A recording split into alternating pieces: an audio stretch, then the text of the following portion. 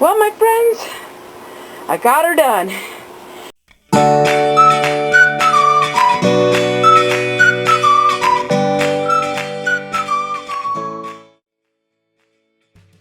And let me tell you, that was a lot of work. So we have to defrost it and then clean it out. But my son is getting it and it's really nice. And I am glad to see it go. So, half of the food is good food that is going in my freezer in my kitchen. The other half we're going to be cooking it so we can can it. And then I have this refrigerator in my pantry, which we are getting rid of this one in about 3 months, 2 to 3 months. But I put everything from that freezer into this one. And this one is stacked full, because this was the good stuff from that freezer.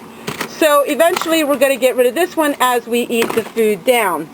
So I just wanted to share with you a little bit update and progress on my food hoarding.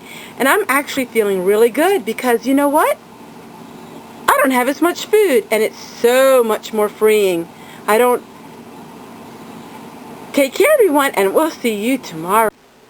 Alright, so this big kettle is the chicken that I got out of that big freezer. And I'm not sure how long the chicken was in. It still looks really good. It's not freezer burnt. But what I threw on top of it was some frozen parsley I found in that freezer. I have some onions and it's filled with water. So what we're going to do is we're going to cook down this chicken. And then we're going to strain the broth and can that. And then I'm going to take the chicken off the bone. And I'm either going to can that or I'm going to freeze it so I can use it for casseroles. One thing to note is, if you freeze chicken raw, you can cook it and then refreeze it.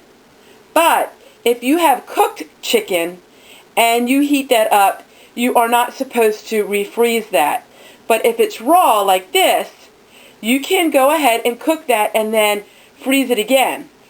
So I assume everyone knows that, but in case some of you do not, generally you do not thaw out cooked meat and then refreeze it.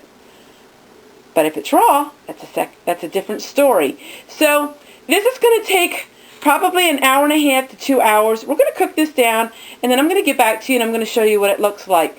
I have very detailed videos on how I do this, so this video is not going to be detailed because there are other videos I have out for that. But I just wanted to share with you, that freezer you know is gone, and this is what was in it that I need to work on. And we're going to just stick the lid on top, and as it cooks down the lid will fit, and we'll get back to you in a little bit. This is such a simple procedure, and like I said, I had it on another video. I'm just going to show you quickly how I do my broth. So I put the broth through a strainer, because you do not want to have any meat in your broth, because our broth is only going to be canned for 30 minutes in a quart. If you have any kind of meat in your broth, you would have to can that for 90 minutes. So we're not going to have any meat in this broth.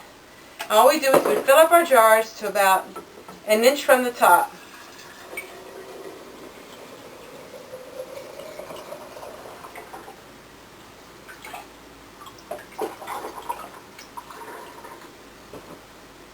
And I'm not sure how many it's going to give. I can do 7 quarts in one canner, so I'm hoping I don't have more than 7 quarts because I won't have enough to fill both canners. But this chicken stock really, really smells good, and it's really rich. So it made really good chicken stock. Now some people go ahead and they reboil their bones. I don't do that, which you should, but I just don't because it's just so much work. And by the time I'm doing this, I'm pretty much tired of the extra canning to do. But you can go ahead and you can take the meat off your bones and you can boil your bones again if you wanted to. This is going to be perfect. This is going to be just one full canner load, which is great. I'm going to finish pouring these into the jars, and I'm going to show you what I add to my broth.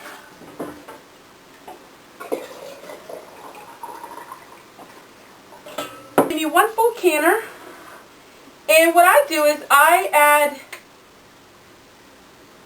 broth-based seasoning. This is chicken. It's gluten-free. It's MSG-free. It's organic. I had it quite a while now, and a little bit goes a long way. But I usually add about a tablespoon of this to my broth. It just gives it a really nice color. It also gives it a little more rich flavor. It just adds to it. Of course, you don't have to do that. And I wouldn't do it if I didn't have it. But I happen to have gotten it, maybe 6 or 7 months ago. And it just really makes a difference in my broth. And I will use this broth for gravy. I'll use it for chicken soup. I will use it for all kinds of stuff. So I'm going to go ahead and I'm just going to can this, and I'm going to share with you what it looks like when it's all done. And thank you so much for watching. And we're still getting that freezer food eaten up. The big freezer is long gone. So Tessie, she's downsizing quite a bit. Take care, everyone, and we'll see you tomorrow. Alright, my friends, this is how much chicken I got off the bone. So I have 7 quarts of broth in my canner, and I have this off the bone, and I am going to freeze this. I am not going to can this because I have a lot of chicken canned.